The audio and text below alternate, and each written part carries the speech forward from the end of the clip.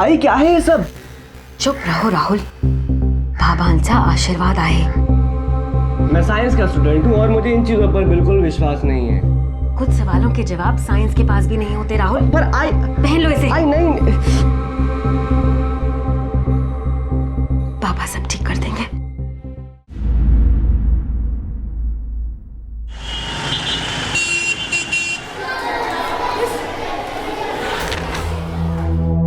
Assignment किधर है? ये है असाइनमेंट. ये देखिए असाइनमेंट. ये सब क्या है? फिल्म स्टार के फोटो चिपका दिए हो बुक में. राहुल तुम एक इंटेलिजेंट विद्यार्थी हो, मुझे तुमसे ये उम्मीद नहीं थी. अगली बार ऐसी गलती नहीं होना चाहिए, समझे? बच्चों लोग चलो हिंदी की बुक निकालो.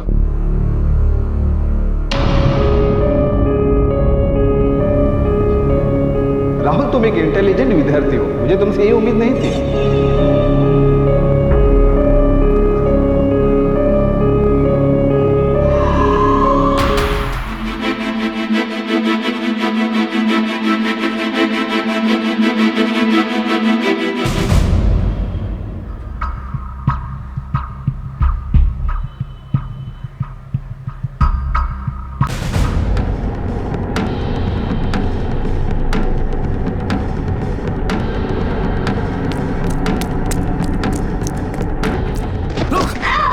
तूने मेरे होमवर्क के पेजेस क्यों फाड़े? क्यों फाड़े?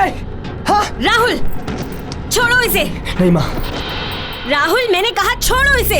इसकी वजह से आज मेरी बहुत इंसल्ट हुई है. इसने मेरे साइंस के प्रोजेक्ट खराब कर दिया, मैथ्स के ओबे के पेजेस फाड़ दिए.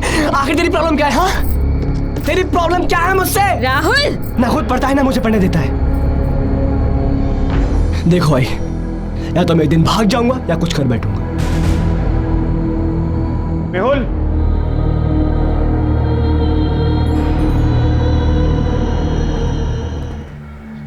राहुल कहाँ जा रहे हो? बताया था ना मॉम, आज मेरे एक फ्रेंड का बर्थडे पार्टी है, वहीं जा रहा हूँ. राहुल बर्थडे पार्टी में नहीं जा सकते तुम अभी. तुम मेहुल का ध्यान रखो घर पे, उसका होमवर्क कराओ. बट मॉम मेरे सारे फ्रेंड्स मेरा वेट कर रहे हैं. राहुल मुझे क्लिनिक में बहुत काम है. तुम्हारे लिए तुम्हारे फ्रेंड ज्यादा इंपॉर्टेंट है या फिर तुम्हारा भाई?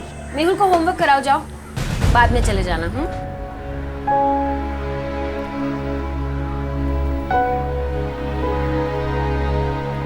जल्दी कर लेना यार. यार मुझे जाना है, प्लीज जल्दी कर ले. देखा तूने क्या करा अब तक?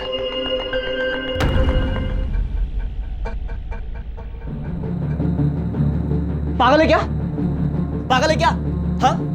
पागल समझाए मुझे? तुझे 2 घंटे से बैठ के पढ़ा रहा हूँ और तू लेके खींच रहा है.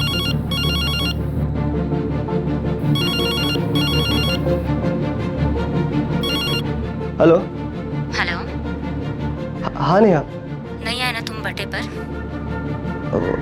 वो नेहा, वो माँ ने बोला था भाई को पढ़ाने के लिए, लेकिन मैं थोड़ी देर में आता हूँ ना, बस अभी निकलता हूँ. कोई जरूरत नहीं है, पार्टी खत्म हो गई है.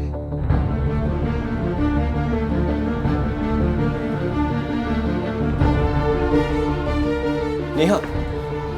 नेहा चुप रहो. प्लीज यार नेहा, समझा करो.